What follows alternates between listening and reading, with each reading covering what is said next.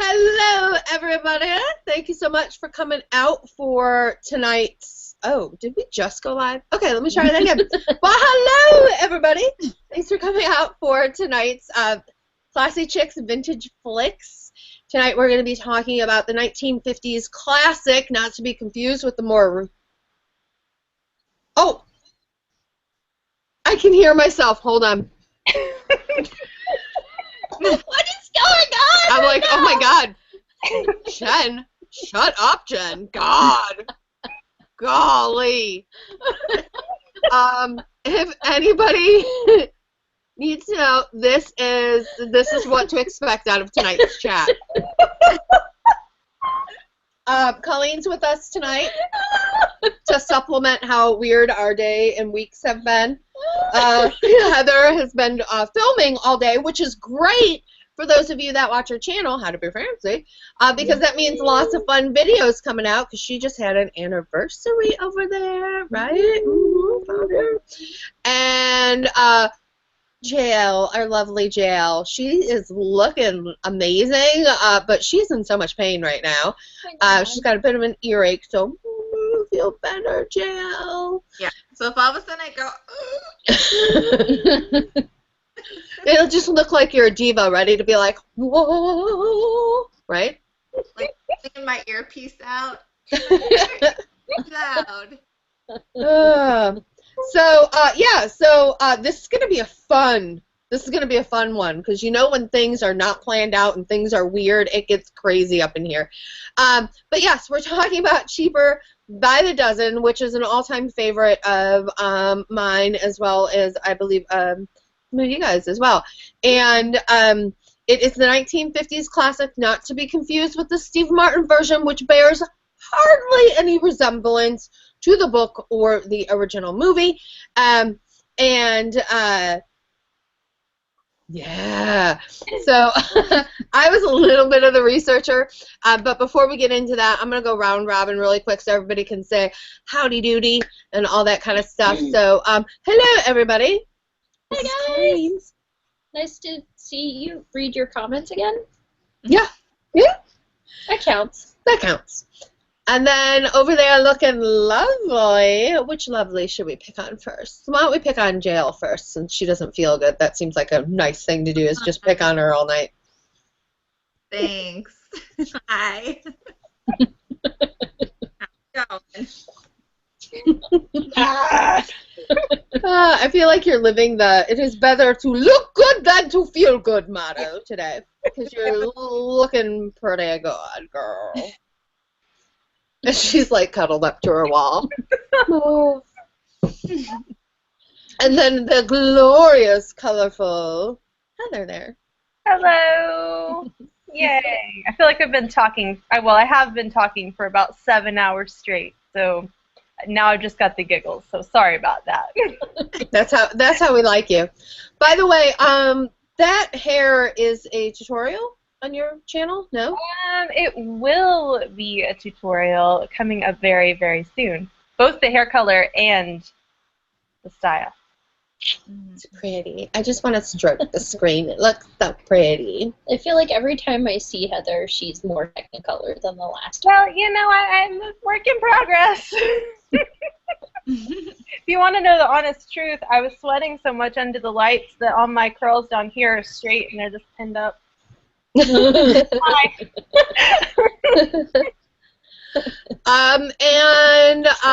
We've got our friends out there tonight. We've got Mary from Vintage Camper Gal. We've got Yolanda Bombshell Beauty. Cecilia Kitten is here again. Hello. Lacey Snowdoll is here. It's been a while since we've seen Lacey, so nice to see you back, girl. Oh, and our friends over at Grease Rags Clothing Company. If you guys remember, there was a picture that I posted of JL at Nashville Boogie wearing her Potomac Starlet Persephone saloon with the red, and it had the ruffles, and it's super cute. She was standing next to a guy that had a shirt on just like hers, and that is Grease Rags, the one half of Grease Rags Clothing Company. I just feel like I made that weird. So sorry. Oh, wait a minute. It's me. I make everything weird. So Weird if it wasn't weird. Yeah, it'd be weird. And Cynthia Martinez is joining us tonight. Hello, Cynthia. And Arin, I don't know if I'm saying that right, but I like it that way. And he is really looking forward to Heather's tutorial on the hair. Oh, Kristen Gem is here. Hi, girl, hey. She can't say, but she wanted to stop by and say hello.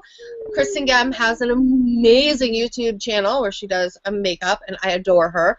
And she's so close to me that it's almost a sin. Well, not super close, but that I don't see more of her. So come to Illinois, girl.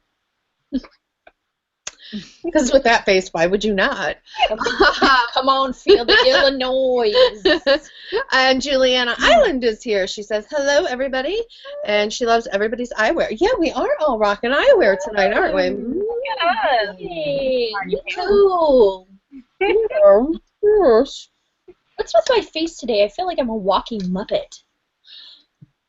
I was just thinking your bangs looks really, really good. No. I did trim them recently. So but... evidently you do not look like a Muppet. No Muppet. No Muppet.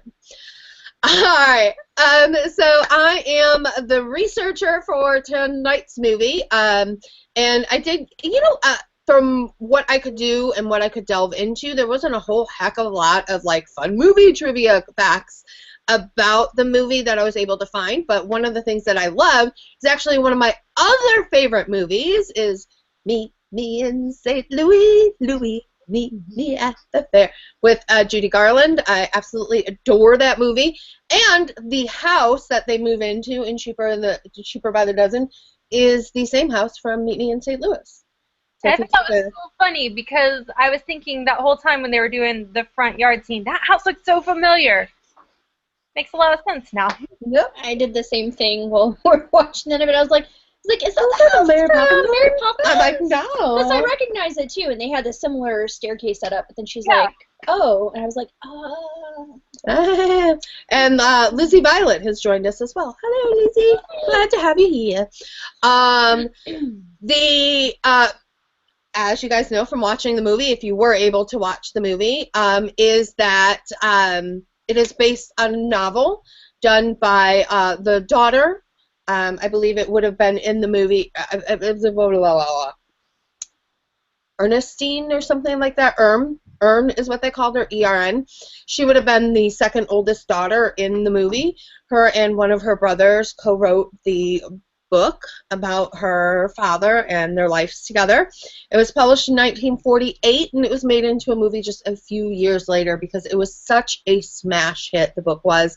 And I mean, honestly, given how I've never read the book, but given how the movie played out, it has just this incredible charm to it. So I could easily see why it would become such a smash hit. I loved as well, if you guys are Thin Man lovers, you probably know that Clifton Webb and Myrna Loy played together in the Thin Man movie, so it was amazing to see them together and the chemistry they had. I'm already getting into the fact of how much I freaking love this movie. Okay, no. What makes you think so? I don't know why you would say that. What you're talking about. I play things so cool. I'm going to go, sorry, I'm going to play with my hair all night because it's driving me nuts. I'm going to go round rabbit really quick, and while I think of other movie facts that I'm forgetting at the moment, and I'm going to start with Colleen because she's actually here and I can pick on her, giving the other girls time to think, so I'll put you on the spot, did you like the movie? And I know, Colleen, I don't know that you've seen the movie in its entirety. I have, yeah. It's been a long while since I've seen it, but it is one that I always liked. And I think the thing that I like most about it, and I got to see that little bit in the end, like before, Dad goes off to Europe, or leaves for the station anyway, that they are such a loving couple. And, of course, as a little kid, that didn't bring with any particular significance. But now in adulthood, I'm like, well, that explains why they had so many kids. Oh, yeah. They really liked each other a and lot. And you get that from the story. Like, mm-hmm. not just that they're in love, but they like each other. They're like best friends. And they support each other through thick and thin, and it's just, I like it. It warms my heart. And that reminds me of some of the things is they did, it was mentioned in the movie, but they did actually have 12 kids in 17 years. I have never been pregnant in my life. I think even looking at that small picture of JL's face, the idea of 17 years, 12 kids. That's spending like 2/3 of your adult life pregnant. That's math for you. That's crazy. That's crazy. One thing that I loved about it to the couple, and it was reflected in the film, is that both of them were very well educated. Mm-hmm. The mom had a PhD in engineering, and just like in the movie, she went on to not only continue her husband's work, but also become one of the most noted women in her field, becoming a Person of the Year, and she was named by Time Magazine one of the top people as well. So really went on to not only carry on his legacy of what he started, but make a name for herself. And I love that in the movie that they even though it is such a here I go again, talking about the movie already. It is such a movie about, like, there's so much that centers on the girls, and we'll probably get more into it, about, like, oh, the boys and wanting to be popular, and ooh, all that kind of thing, and, you know, this idealism of getting married and all that kind of thing. But through it all, education plays such a role in it. And both of the parents firmly believed in not only educating their kids, but making sure that they had college educations. Mm-hmm. And I thought, when you think about it, for the 1920s, that was astounding. Because in the 1920s, the women were really starting to just get, sorry, this is the tour guide coming out at me, but they were just starting to not only get the right to vote, but have white-collar jobs, mm-hmm. and be something more than that they were able to be given. So it really was an opportunity for women to just power forward. And the fact that their mom had that kind of education, it just blows my mind thinking about where we were for women at the start of 1921, because this is all taking place in 1921. And I'm sorry, I know I'm jumping ahead again, but on that note as well is the whole scene with the woman that comes by the house and was like, so we heard you might be interested in birth control. And they were like, whoa, and made a joke out of it. But birth control was actually invented in the 1920s. The diaphragm was invented, and it finally gave women the option of whether they wanted to have a family, how big of a family they wanted to have. And I love that something so historic, but something almost laughable in a sense, and how they did with it, made it into the movie and into the book. And I think it's just this wonderful little time capsule of where we were at that time. And I love that it just translates so well. And you don't get, like, a lot of times it's hard not to get your dander up about a couple of things because culturally we're so different now. Mm-hmm. The fact that you're able to watch it and you don't feel like that, like, my inner feminist, waking up, or that person, like, you're cringe-worthy. Make me ragey. Yeah. You don't cringe at, like, cultural references that they make that now aren't politically correct. So I absolutely love that. And I'm so sorry. Heather's like, no, it's fine. I've been talking for 7 hours, so keep talking, girl. JL's over there like, oh, it's okay. But with that, I'm going to pass on to Heather. And I feel like neither one of them really have an option to say they didn't like the movie. I hated it. Just kidding. Oh, she's gonna get real. Just fight more sliding. Put him up. Just trying to create some YouTube drama. This is where the feuds start. Yes. Prepare for all the subsequent videos of everybody weighing in. Clickbait titles. Great, guys. No, of course, I love this movie. It's one of my favorites. And I love watching it again as I get older. And even it's been probably 5 or 6 years since I've seen it. And even in that past 5 or 6 years, I feel like there's even more about it that I appreciate. And I think basically everything that you said, Jen, is kind of how I feel about it. There's not a lot in it. Kitty tail. Say hi to Mindy, everyone. There's Yes, we're hoping for a Mr. Darcy sighting. I'm not gonna lie. Oh, he's asleep right now, but let me warn you, when he wakes up, it could get disastrous. I may have lost a light today. But no, I think there's a lot of things that you have the opportunity you could get upset about, especially the way that the father treats his daughters and all of that, but it's so redeeming in the fact that they're such a forward-thinking couple, and they're, like you said, they're so forward-thinking, especially the Lily and the mom, like such an impressive resume, and the fact that he defers to her intelligence in a lot of different scenes. Really, they were partners. Yeah, like they really, he saw her as his equal, and so I love that they were so forward thinking. They were thinking about like time management and all of this stuff that really kind of took place a little bit further into the 50s and 60s.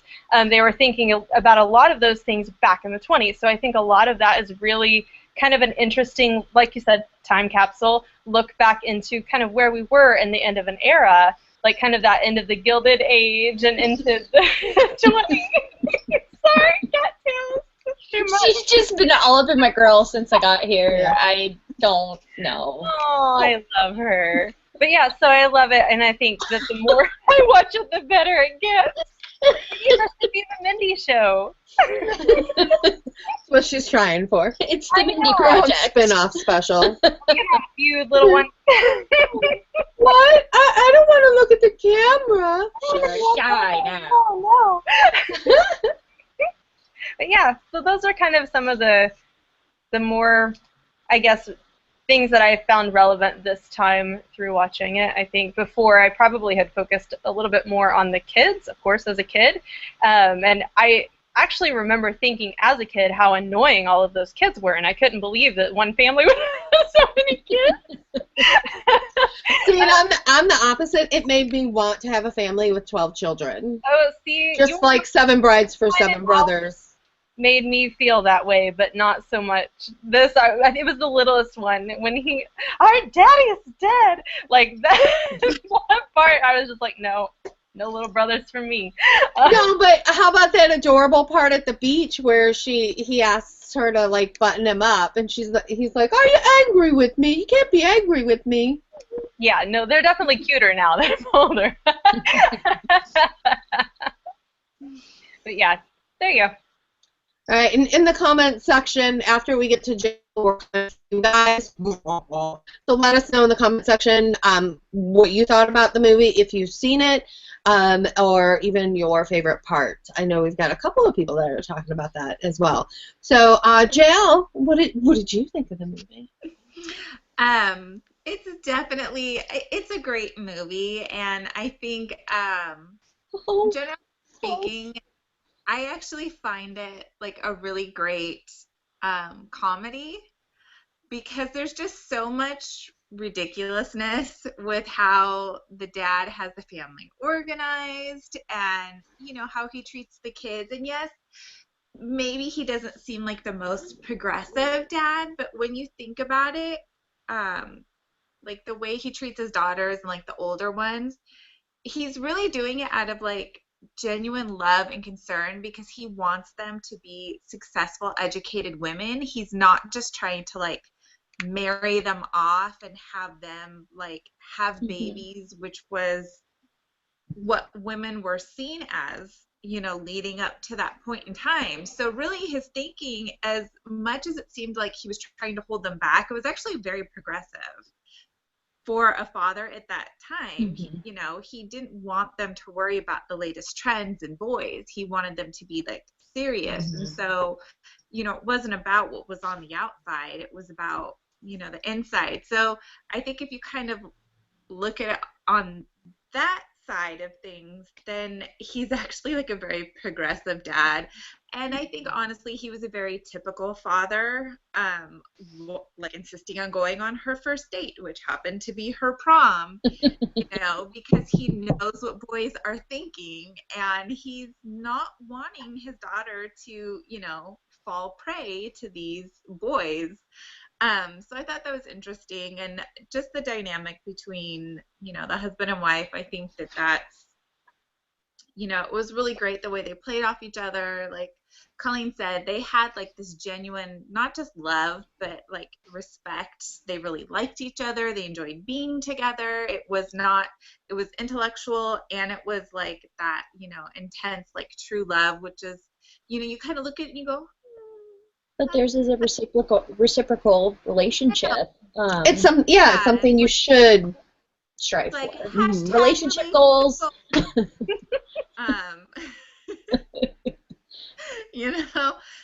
I just thought it was great, and it definitely like solidifies our decision to only have 2 children.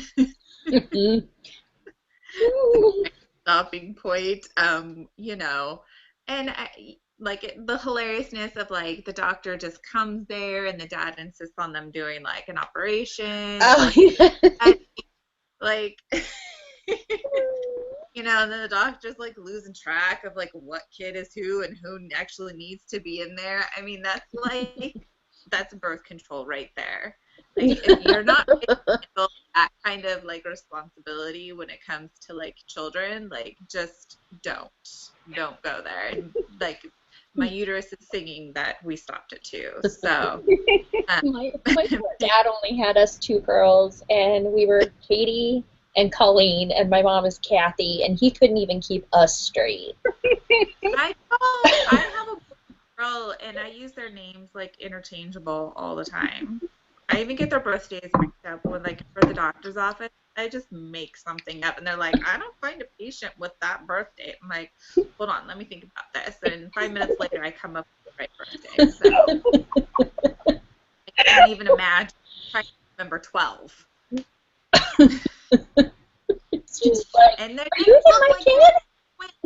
So that's like 12 single pregnancies and deliveries. That's not even like.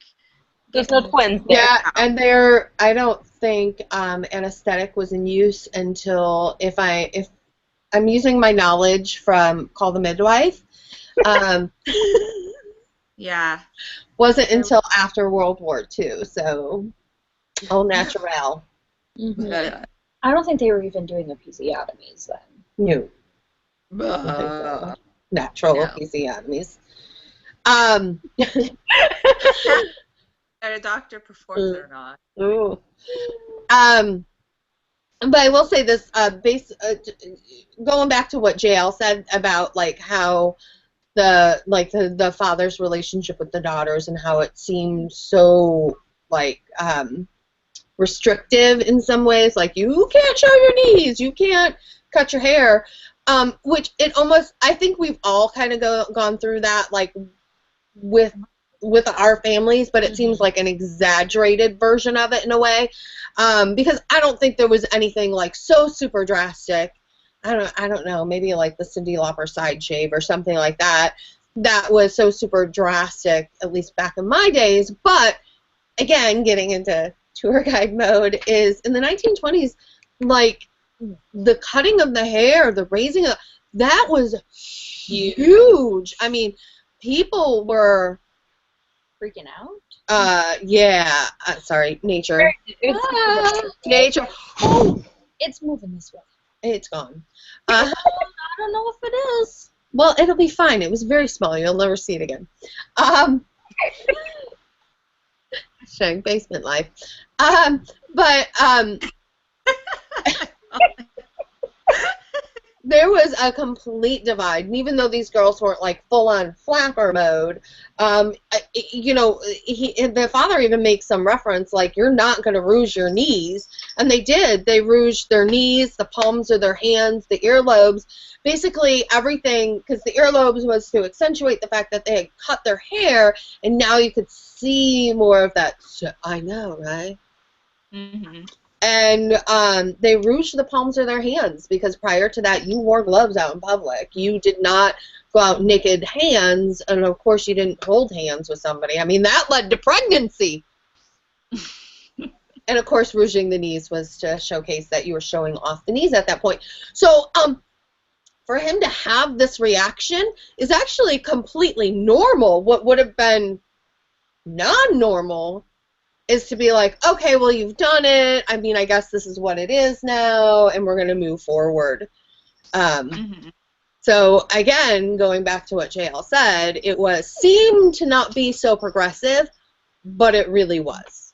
Well, and even if you watch him as he's going with her on her date to prom, like, you can tell once he gets into it, he totally embraces it and realizes her friends are fine, and it's this very like typical dad, like, oh, okay, I beginning to understand suddenly now I'm the life of the party. So you can kind of see even there, like, his love for his girls, I think, just outweighs almost a lot of things that a typical dad would have really overreacted to. I think you kind of still see that connection between him and his daughters and trying to find that balance, but then you can tell he totally enjoys it by the end of it all. Yeah. And I love the realness of the eldest daughter saying, like, you have no idea what I'm, like, having to go through so that you will have it easier. My husband used to say that about he and his little brother. All, like, those are the stories. He's like, he has no idea what I went through in order for him to have it so easy coming up. I'm older. Have conversations. I'm just like, what? He was grounded all the time, and then when his little brother was old enough, he was off at all the shows, and he had all his favorite bands, CDs, and it was like no big deal. My husband, however, like, was grounded. Anything with like electric guitar was double music. So that's like, just, I feel like the movie is, even though it was, taking, the time period was like in the 20s, it was done in the 50s, it's still like so like current and relevant and relatable, even by today's standards. I wasn't allowed to wear shorts to school. Skirts were okay, but not shorts. And mind you, cutoffs that were knee length were what were in fashion when I was in junior high, and that was a no-go. Yeah. My sister was wearing little midi tops and fishnet and those crazy clown pants to school. See, I guess my sister did it wrong because I'm the younger one, but my sister never got caught at anything. She was that good. So when I came along, I am not sneaky at all, and I failed at everything, and I got caught at everything. So I was like the reverse. Like, she blazed the way of, like, this is how you're supposed to do it, and I was like, huh, what? Oh. All right, so checking in with our peeps in the comments. Grease Rags Clothing Company says she has this weird phobia that we can see her somehow and know that the only thing cute about her is the weird victory roll on the top of her head. It's all right. That victory roll right. Oh, yeah. Ooh, yeah, that's a little weird. No, we can't see well, you. At least she did her hair. I blow-dried mine, and I was just like, that's it. We can't. You look fabulous to us. Hold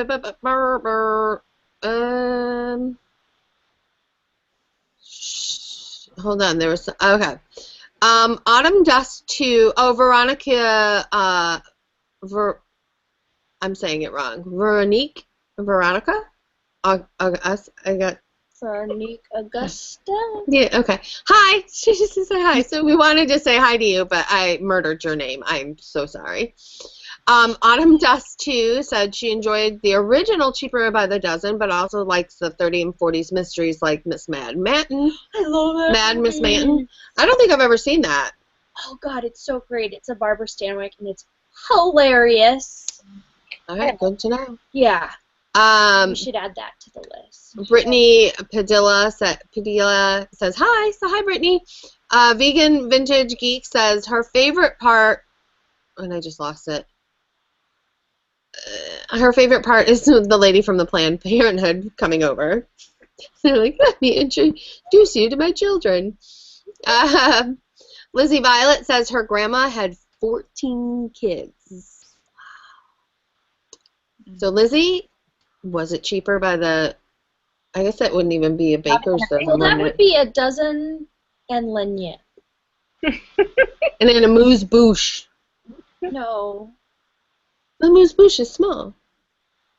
Those are 2 kids. But it's the small. amuse-bouche is a palate cleanser, so that would be like your first kid. Well, maybe the first 2 were the palate cleanser, and then the people after were the dozen. And Yolanda really loved the dance scene. She thought they were sweet when she was dancing with her dad. Yeah. Yeah, I mean, that is just such a heartwarming moment. And even for a kid to be like, yeah, okay, my dad's cool, and giving him that moment, it was very sweet. I love that. Vegan Vintage Geek says, it's interesting how such a taboo subject was spoken about so freely, and how the kids thought when the doctor made a house call, they thought they got a new baby. They were right, though. Yeah, right? The irony, though, is that, like, Planned Parenthood is showing up in this movie to advise her not to have more kids, and nowadays they're showing, like, you've got people, like, challenging you on that. No, you should have all the babies if you get pregnant. Well, no, Planned Parenthood represents all the options. Yeah, I know, but back now then, they it was would just be more like, we're Which here, one? whatever you want to do.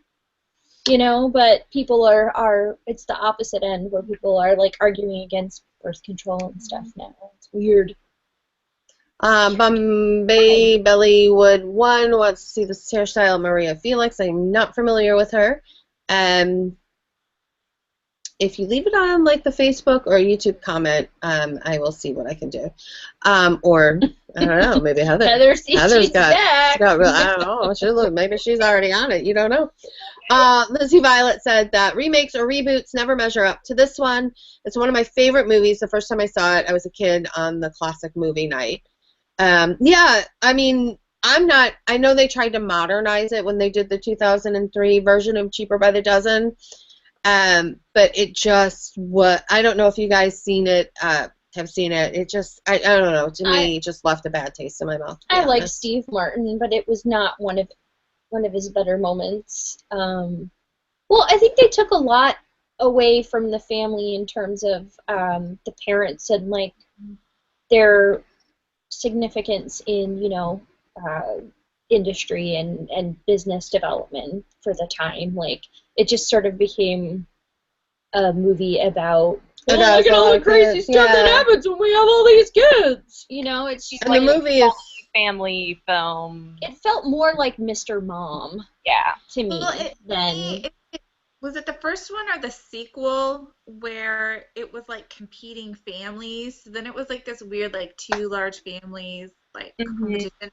I agree. I just felt like there was something, like, so specific about how everything was happening with this family at that time period, and so instead of trying to figure out how to relate that into modern times, because even still, 12, even in 2003, was like, All right, Kat. not warm anymore. It's like 2 or 3 kids, you know, you see is like more the norm. So again, I feel like it was just kind of, you know, strange the way they kind of changed it, and then, you know, with like competing families and stuff like that in the movie when they go on vacation, it was just Weird. I don't know, you Heartwarming. Yeah. the essence of what the story really was, which was about the family itself. Yeah, I agree.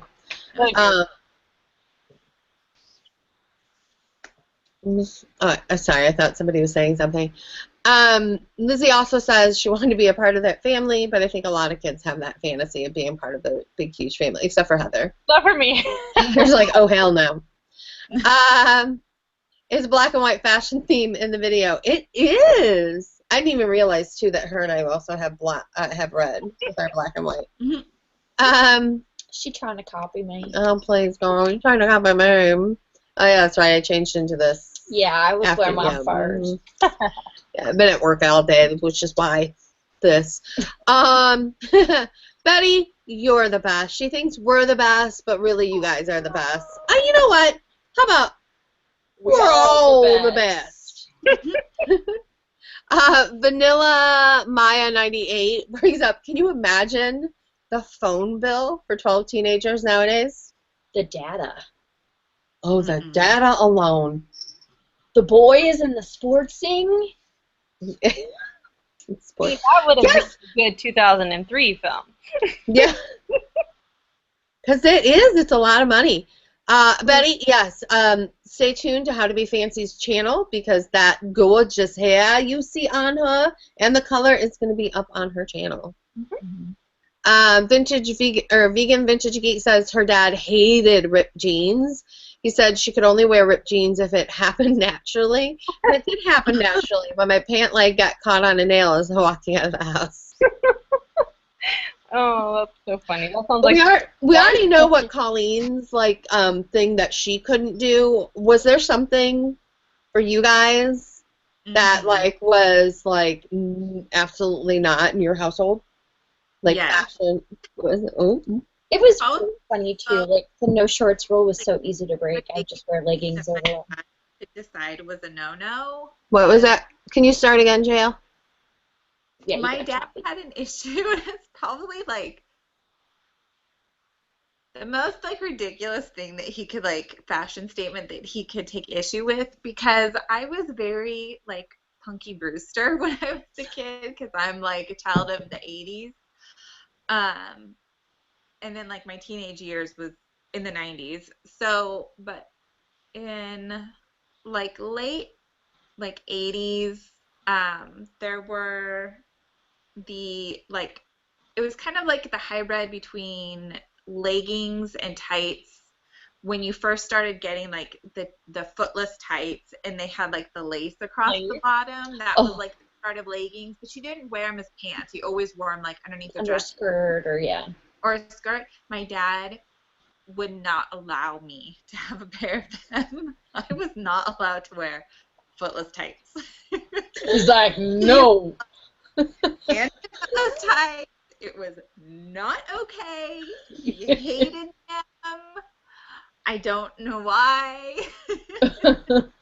I could either wear tights or no tights or socks, but not footless tights.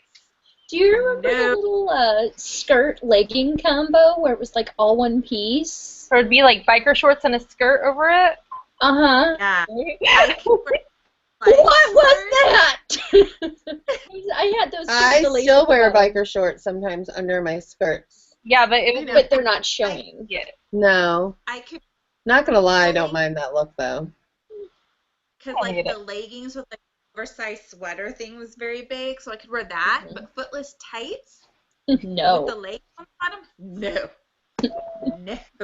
Never. Did you ever sneak them by wearing layered socks over them and then? I conned a friend into giving me a pair of hers, and that's what I would do. JL, if you ever need footless tights, we will be there for you. Everybody mail JL footless tights. Oh, box. She's got to make up for lost time. Yeah, built up. You know how you layered your socks and it was different colors and it was built up. Almost up to the knee. It was. It's ridiculous. So I would do that, and then when I would get to school, I would take off a couple pairs, and I would roll the first one all the way down. You could see the lace. I was sad. No, you weren't. In my life. Nice, I like it. Heather, what about you? Anything verboten? Oh, so many things. But honestly, clothing-wise, I lived in Texas, and all of my friends did rodeos, and so I wore Wranglers and stuff a lot, and so I was usually pretty covered. Here, I wasn't allowed to wear a lot of sleeveless. I wasn't allowed to wear tank tops, or really even, I probably wouldn't have worn something like this just for fear of, my dad saying something. But mine was hair. My dad hated it when I cut my hair. And so my sister, she's younger than me, she had long down to her bottom, blonde, beautiful hair. And I have dirty dishwater hair color. It's not pretty. It's straight. There's a lot of it, so I would get really hot in the summer. And so what I would do is I would go and stay with my grandma during the summer for a couple of months. And my grandma would take me to the hairdresser, and we would chop it off. I would, of course, get the obligatory perm, And then I would call my dad and be like, hey, do you mind if... Well, Mima already took me, so... You're not going to yell at your mom, right? Yeah, right? Your mom said it was okay. Yeah. That's Right? brilliant. That's brilliant. So, yeah, it was more so my hair, and then, yeah, but clothing-wise, I was pretty conservative because I was really insecure about everything. So, but yeah, hair, for sure. I have to say, I'm going to bridge the gap between the two because I had both those things. I could not wear overalls. My dad hated overalls, like with a fiery passion. And this is the whole, like, again, 80s baby, and everybody remembers the music video, Come On Irene, right? Irene Tellura, You if probably you haven't, didn't like that they YouTube looked it. like homeless people, honestly. Okay, but I know, but they had the big baggy overalls, and it was super cute, and I wanted to replicate that look. And I went out and bought a pair, and it's not like they stopped me from wearing them, but like every time he's like, "You look like crap." What are you wearing? You look like you're wearing a sack of potatoes, you know. And I think it was because when he was growing up, they lived on a farm when he was younger, and that's pretty much all they wore. So he developed a strong distaste for overalls. And my mom wanted to be a beautician, so basically my hair was her beauty school. I wasn't allowed to do anything without her permission. I didn't have control over my hair until, like, I think I was a sophomore in high school, and I feel like that stunted my hair growth because in high school, like, I used gel for a while and, like, slicked back the sides because I thought that looked, you know, with my perm, like, kind of hanging over. Oh, my God, it was hideous. And I was a late bloomer when it came to hair because I mean, I ended up, there was some terrible hair stuff in there. I almost wish she wouldn't let me cut my hair and have long hair because I ended up with I'm really dating myself now, but the Dorothy Hamill mushroom cut. I had that when I was little. That was my haircut from, like, age 4 to 7. Do you know, after my mom gave me that haircut, my sister got away with introducing me to people as her brother John for 3 months. And people believed her, and I'm like, I'm not a boy! And, you know, I didn't have anything that proved that they could see. Dorothy Hamill. No, good God. my mom was kind of fussy about my hair too, like well past the age where she needed to be worried about having to take care of my hair herself. I'm like, Mom, I'm already showering myself and washing and drying my own hair. Like, she made me wear a mullet. Party up front, or business up front, party in the back. What party you going to? Well, it was terrible because that's Sounded not like a the haircut I stockbroker wanted party. at all. And I was so desperate to, like, wear hair accessories like all the other girls at school were. I would put on headbands or try to put clips in little, and it looked ridiculous, but I was like, no, wear it up. I look like a girl. It was so bad. So I'd be running around in my little, you know, mini skirt pedal pusher combo and my stacked socks and everything else, and I had a mullet. Rockin' girl. But wait. My mom would chop mine short because my hair was so fine. She had this thing that anyone with really fine hair should keep it very short and permed. And she believed in perming. She did not go to beauty school. She just taught herself how to perm people's hair. And use the tightest rods possible. That way it'll extend the life of the perm. So when your hair is only about 4 inches long, and you use the smallest rods possible. I was right. Oh my God! I want so bad to see a picture of this. You have no idea. I'll have to try and dig one out, but my nickname around the neighborhood was Poodle. And that is what it looked like. Oh, I goodness. Oh, girl with Suffice the it to fro. say, we were all Not late bloomers. Yeah, yeah. So there's hope. If there's anybody young out there, there's hope. But we were not the only ones.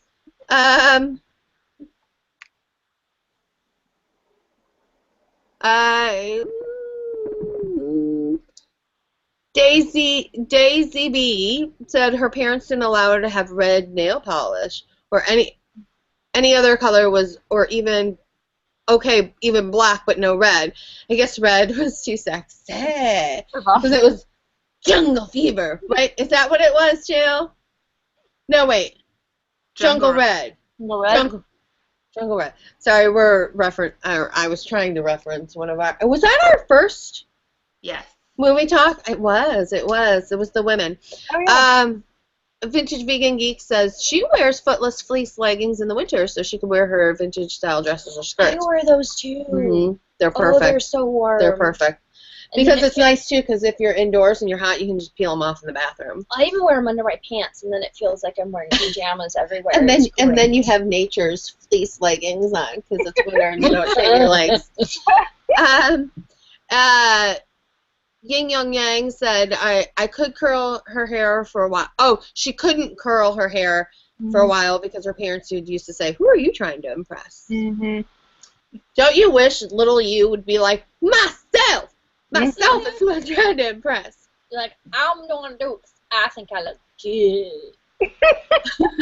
Lizzie Violet says her dad was the same. He insisted that we have long hair. When I was 15 and being rebellious, I went and got a brush cut. Later did the crazy Cyndi Lauper hair. Oh, that's awesome.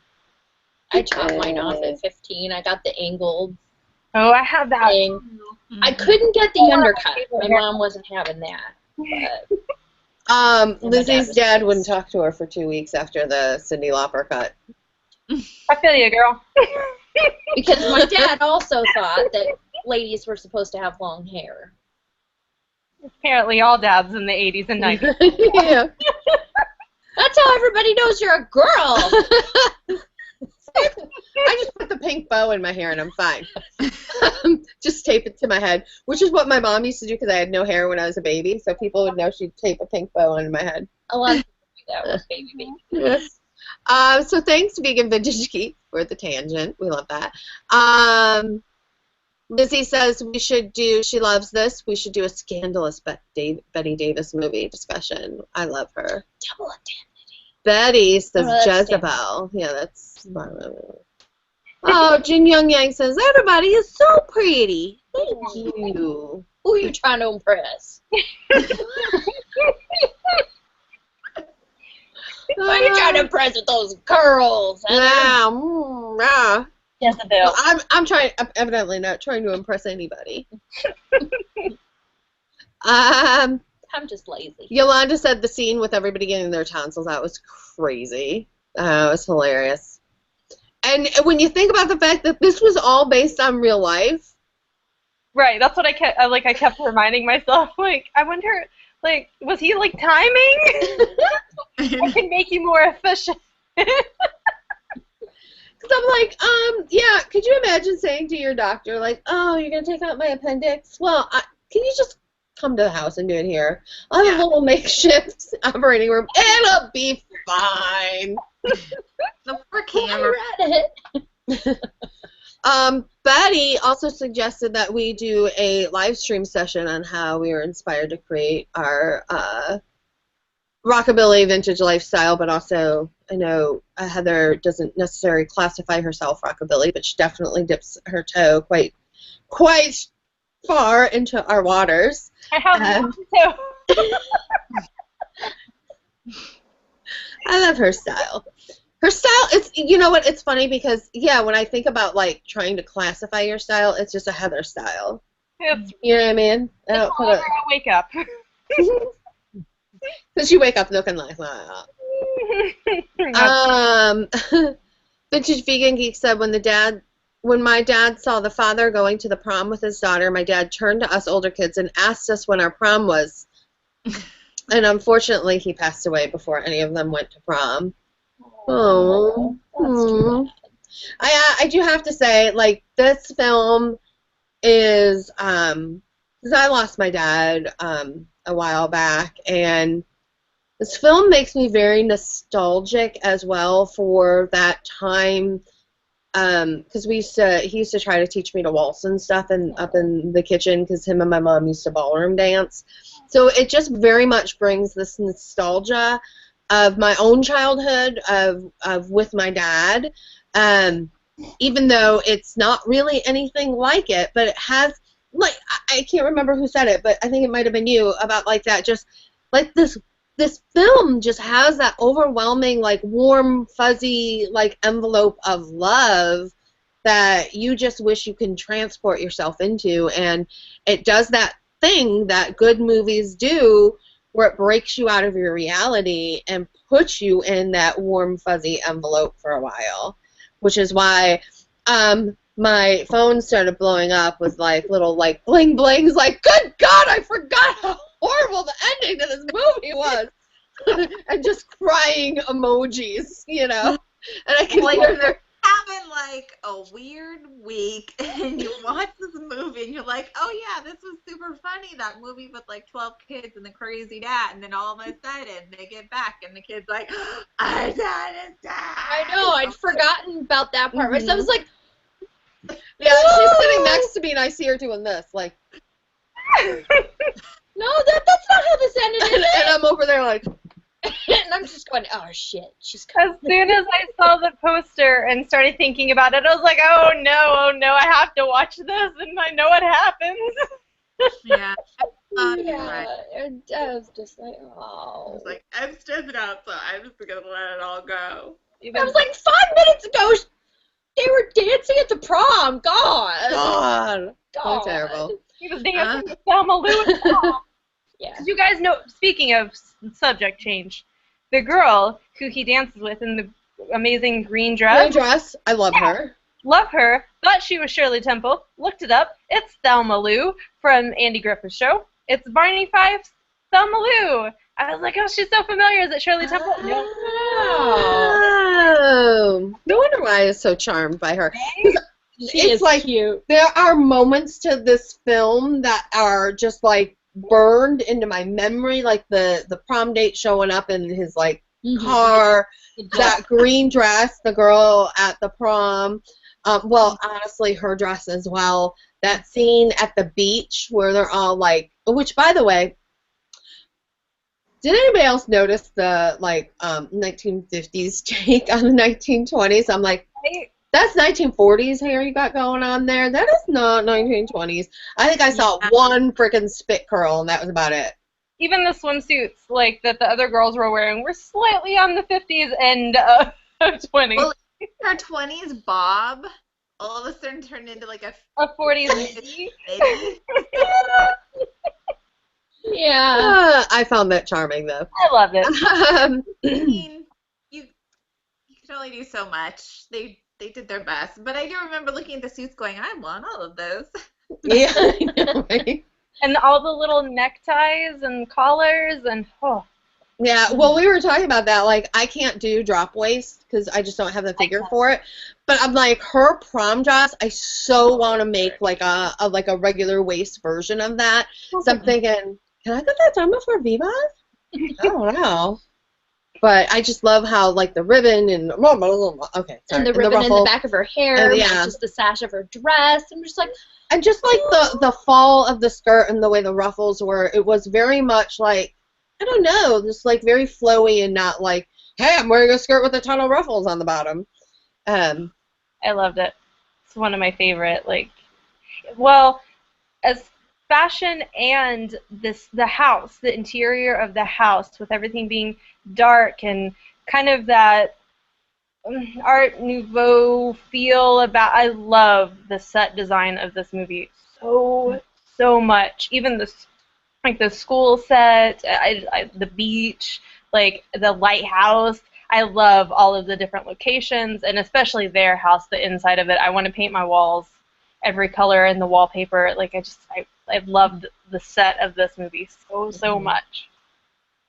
Yeah, it was good. It was real good. Real good. Real good.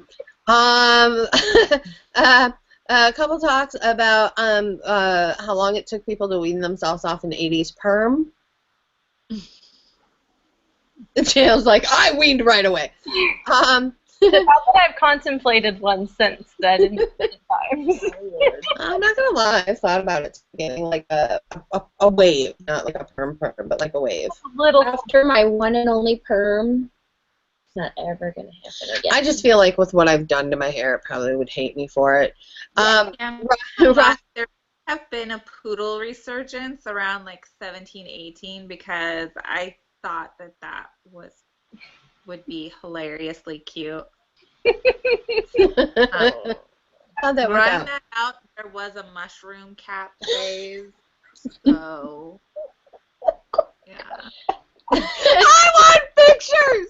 Side note, the reason I got that like A-line razor cut when I was 15 was because I got tired of waiting for the spiral perm to grow out because I also have very fine hair, and in spite of the fact that I babied that perm exactly the way the hairdresser had told me to, in about 2 weeks it blew out into a poor Janis Joplin kind of look.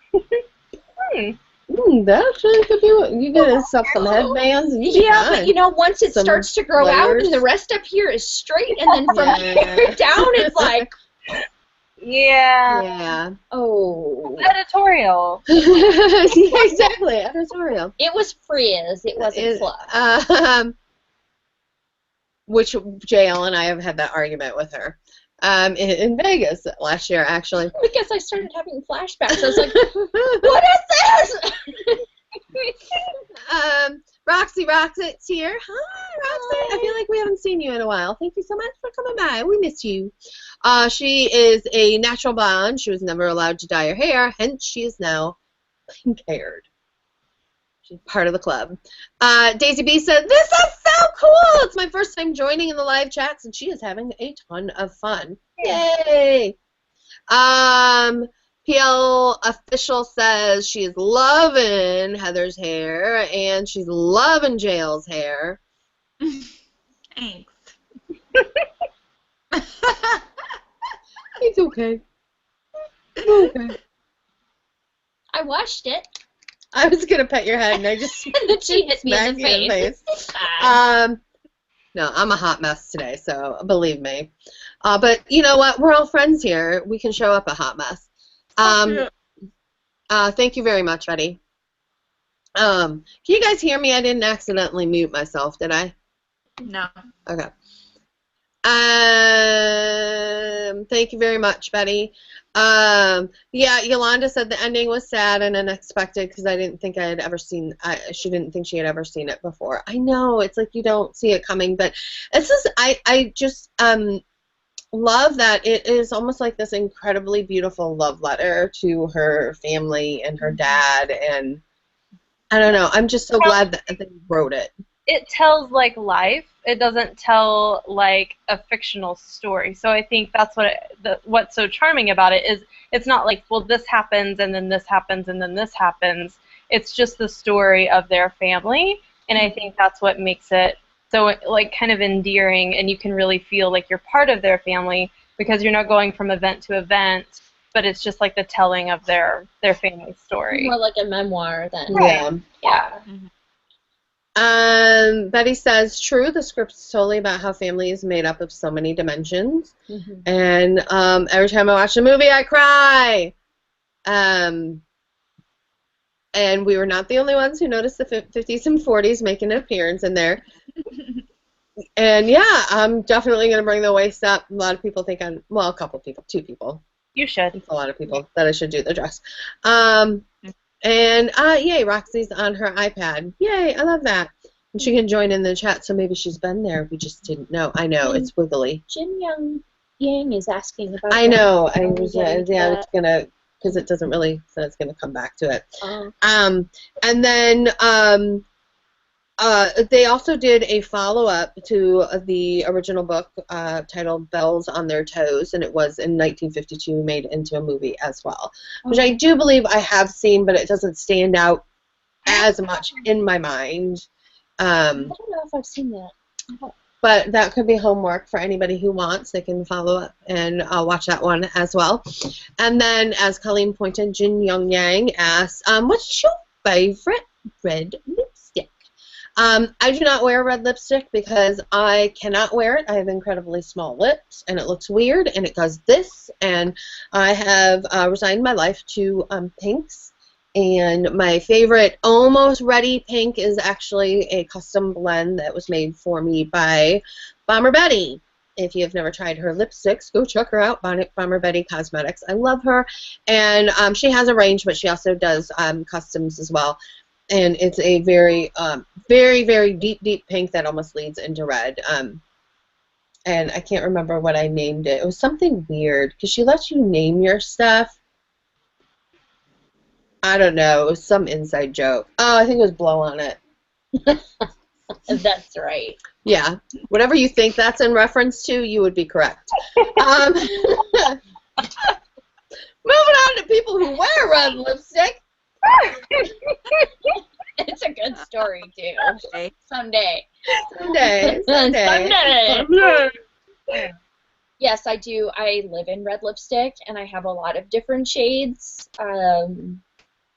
But right now, my favorite shade is actually the one I'm wearing, and I'm wearing it today because it was what I had in my bag. It's called Fire and Ice.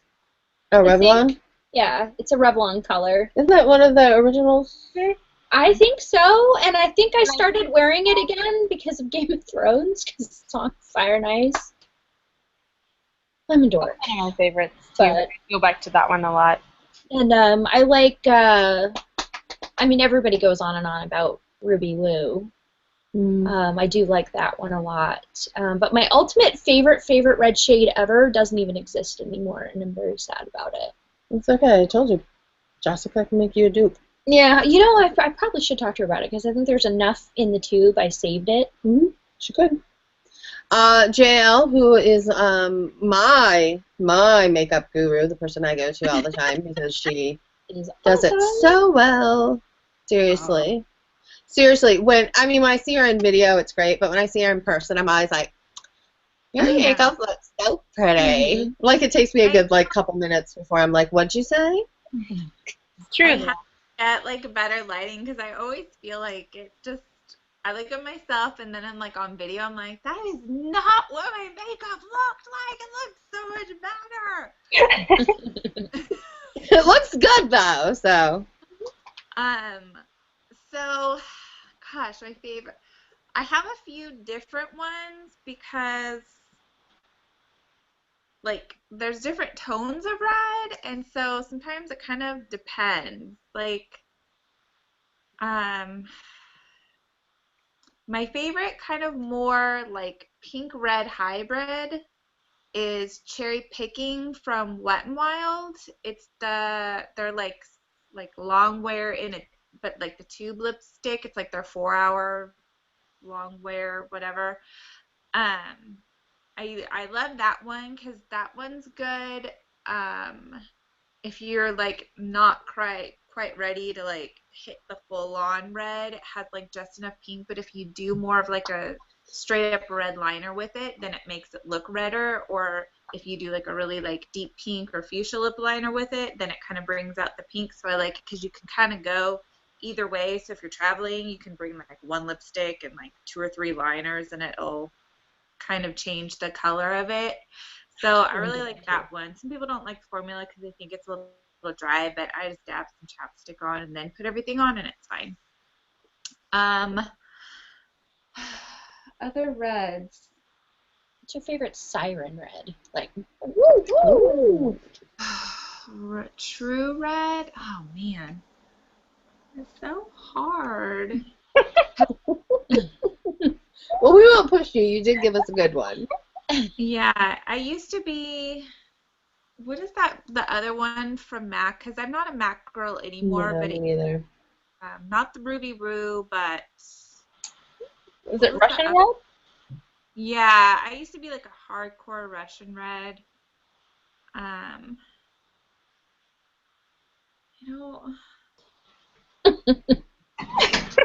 Serious It's question, okay. guys. It's okay. It's okay. But I get there are a lot of different reds. It's Yeah. It's If you remember, it's so hard for me to figure it out. if you remember another one. All right. While we're waiting on her, Heather, what about you? she's like, I gotta look. I change reds all the time because I wear red lipstick pretty much, and like it's weird for me to not have red lipstick on right now, or like if I wear nude, it's weird. So right now, because we're at the end of summer, I've been wearing. I just got Besame the American Beauty. And it's got that like really nice kind of berry undertone to it. So it's like JL was saying, it can swing pink or true red just depending on what you put with it. It's a really nice formula. Really like that one. But then the other, like my true like everyday like wear it and it wears forever is NYX. And it's a dual-ended, it's got like a pencil on one end and then the lipstick on the other end, so it's all in one. And the liner is like a really dark, almost Merlot color, and then the lipstick color is a little bit more, it's just a true, straight up, like, fire engine red. And when you put them together, you get like this super duper Hollywood lip, and I love it, and I love that it's all in one, and you can just throw it in your bag, and you're good to go. Mm-hmm. The reason why I'm having this problem is because this is all red. This is all red. This is all reds. And I also have a makeup bag is like this big, and that's all red.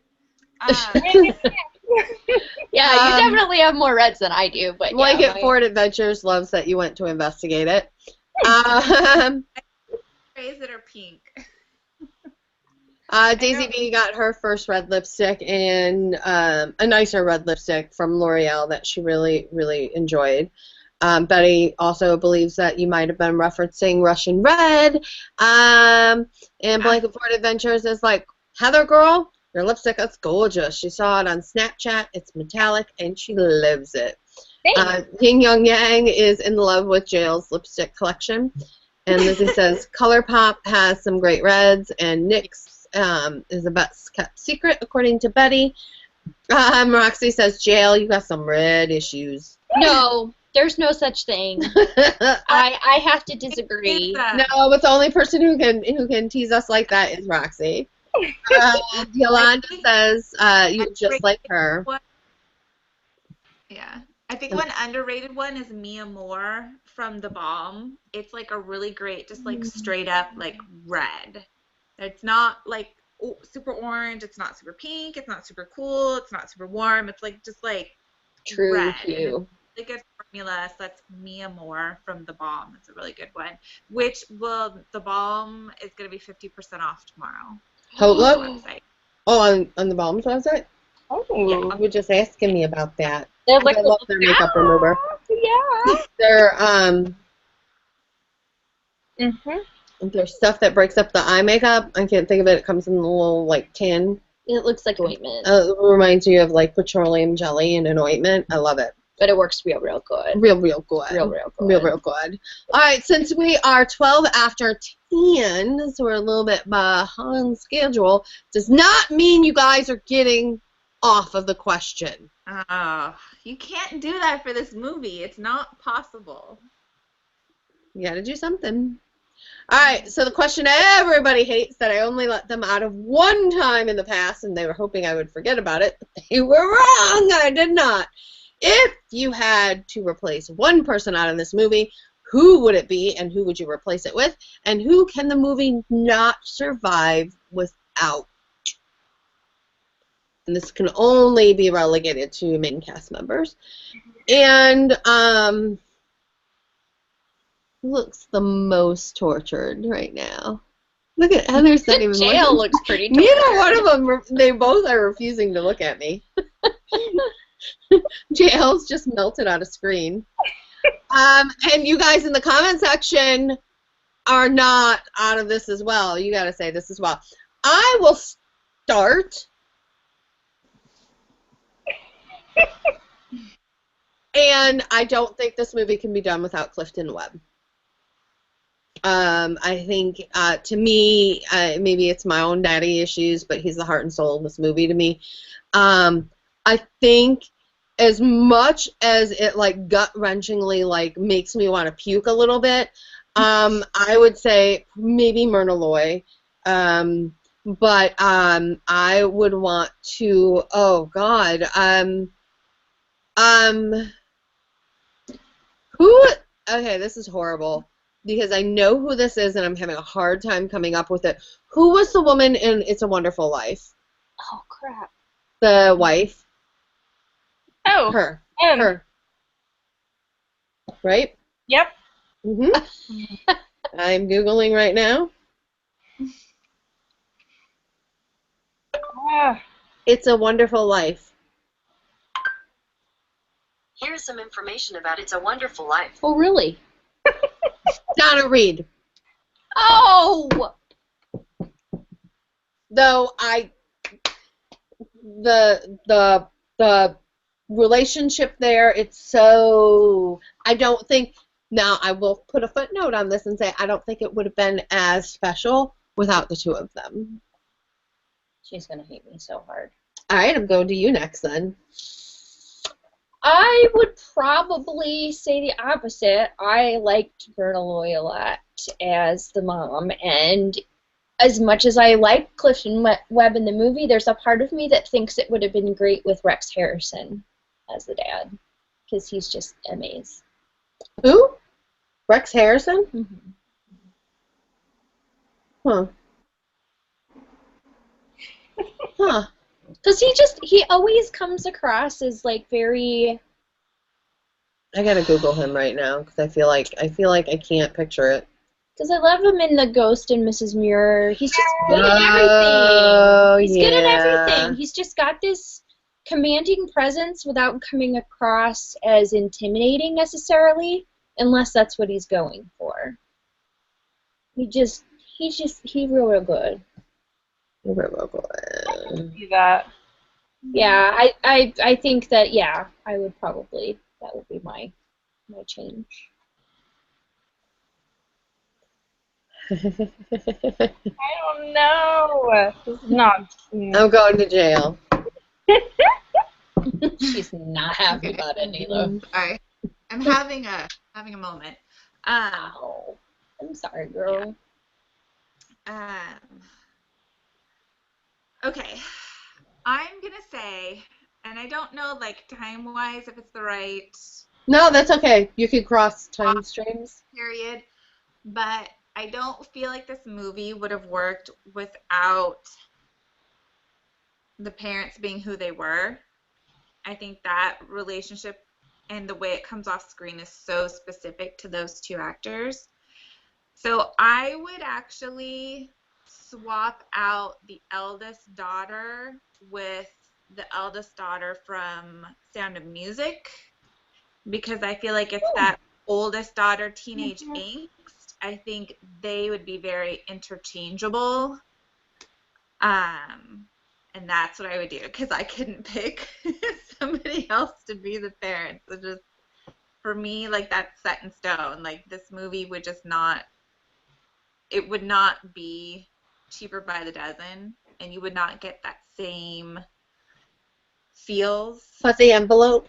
Fuzzy, warm love. I might consider being part of a big family if they were the head without them. So that's who I would switch out. I'll allow it. Okay. Well, I can't. God, I hate She's just like, okay, it's my turn. Well, we always know it's coming, but we never think ahead. I know. Why? It's because we hope that it won't. I know. We hope we go overtime, and Jen's like, I guess we can't do it this We week. can't do that. Yeah. I'll leave so that we won't have to do this next time. Just kidding. Okay. I think I'm gonna have to go with your kind of lineup, Jen, because I can't do this without Clifton Webb, because he is the heart for me of the movie, and the one-liners. I feel like he pulls them off as himself, sort of. Bye, Jingo. Yeah, no, by jiggle or by what? And the whole Noah's Ark, like one line, like I love that. What do you say? We're looking for a jackass. Get it? Do you want to get in? I don't know, but I feel like she's the only one that could pull off the smart, like the intelligent professor, and the very almost slapstick comedy, like the pairing. So I'm gonna have to say Myrna Loy, and I don't know, maybe someone like, I don't know, Angela Lansbury, or who else? Who is not Barbara Stanwyck? What's her name? Oh, I can't think of her name. It'll never come to me. But someone like that kind of has that, like, she's a little bit more on the professional end, but still. Right. You can see, like, that mothering kind of, I don't know, Angela Lansbury kind of has that to me. So maybe someone like that, I don't know. But yeah, I have to have Clifton Webb. Who was the actress that played Tui in Breakfast at Tiffany's? Oh. She, I've always liked her, even though she plays a total bitch in that movie, but she's supposed to be. Like, you're supposed to hate her. Look it up real quick while I read some comments real quick. All right, while she looks that up and we wrap things up. Ingrid Bergman. Sorry. Oh, yeah, I could totally see her in it. Yes. Yeah, a lot of people thinking they couldn't do without Myrna, that she was really, really the glue for this. And Rex Harrison, Roxy's totally on for that. And Lizzie is on for that as well. Yeah, a lot of people saying Myrna all the way, which is okay. Heather, we got each other's backs on that. And Vintage Vegan Geek said the daughters from Sound of Music, yes, look very much alike, and she could totally see that. And apparently we do need to read the book. There are even more funny one-liners in the book as well. I believe somebody's sister got them a copy of the book. I read it in here somewhere. It was very sweet. I do have to say this just because I love this, that Blanket Fort Adventures, her first high-end makeup purchase was when she was in New York. Her bucket list item was to go to Bergdorf's and purchase a red Chanel lipstick. I love that. This is why we all get along so incredibly well. We'll just look up the cast on IMDb. Well, I tried looking up the character's name, and it wasn't Patricia Neal. How do you figure out what the next movie you guys select?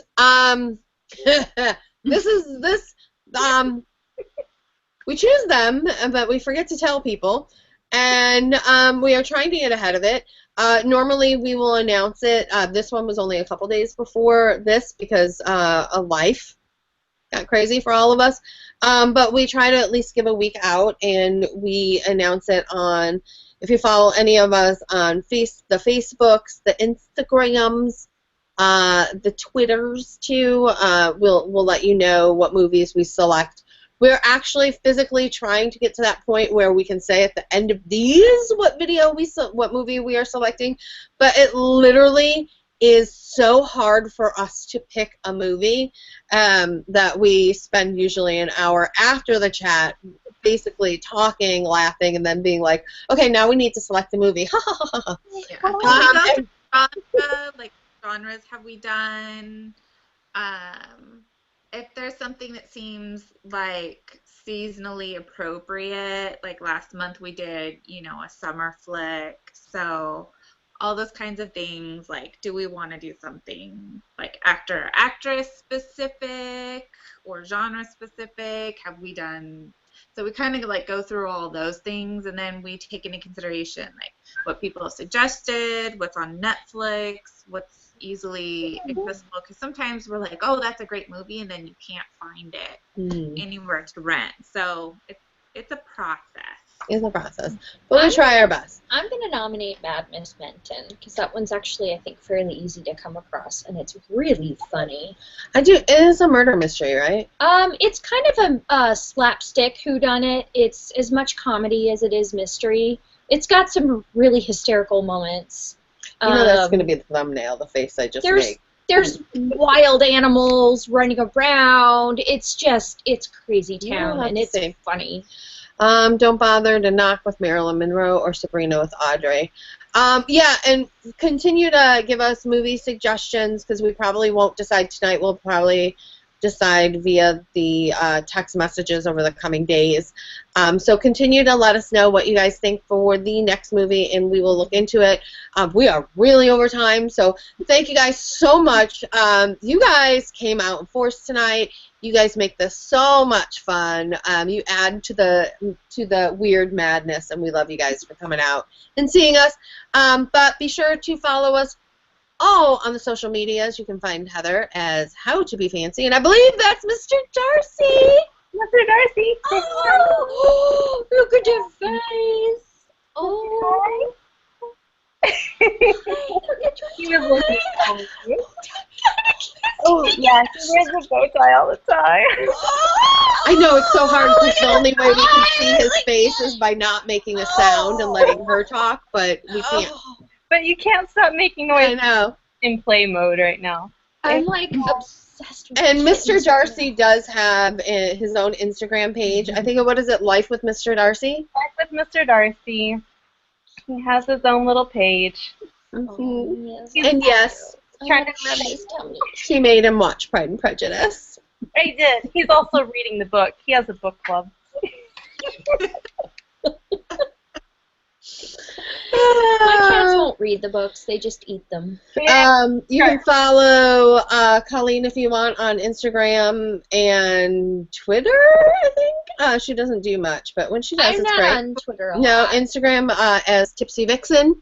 You can find Jael on the YouTubes and all the social medias as Modern Retro Gal. You can find me pretty much anywhere with much better hair. And as a Vintage Vanity. Oh my goodness. And right now, if you've always been wanting to get yourself an Atomic Starlock skirt made by these hands completely, right now there is a sale going on for 20% off. And that is Fabulous Friend. It's because we like you sale. Because gosh darn it, we like you. And it's worth noting, anybody who really likes that little drinks print, you better get it because she's only got enough fabric to make one more. Well, I've got some sizes. Yeah, left, there's stock, but this is it. Mm-hmm. I probably only have like 12 left. So, and as the coupon lady, 20% off. Okay. I get some. Do you need another reason? I can do that. No, you can't. Well, you're not. I am. I blatantly purchase shaming people. I keep mine all together in my closet. Me too. Me too. And then when I want to have a Saturday with pockets, that's what I wear. Oh, yeah, that. All right, so yes, go ahead, Gazy B, get a pet, shop some Atomic Starlet, follow us on the social medias. Come out next month for the next live stream, and yeah, we will try to fit another just random like beauty one or something in there somewhere. Maybe we'll do it on one of the other channels. We don't know. We might get crazy up in here. And so yeah, thank you guys so much for coming out. We love you so, so much.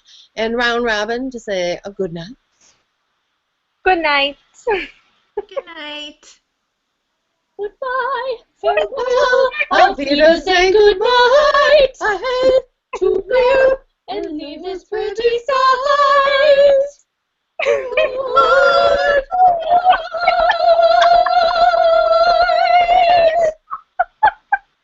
Shit, I should have hit the button when we did that.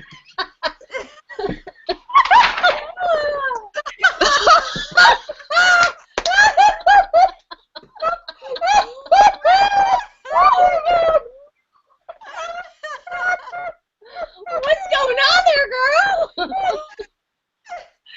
7 hours.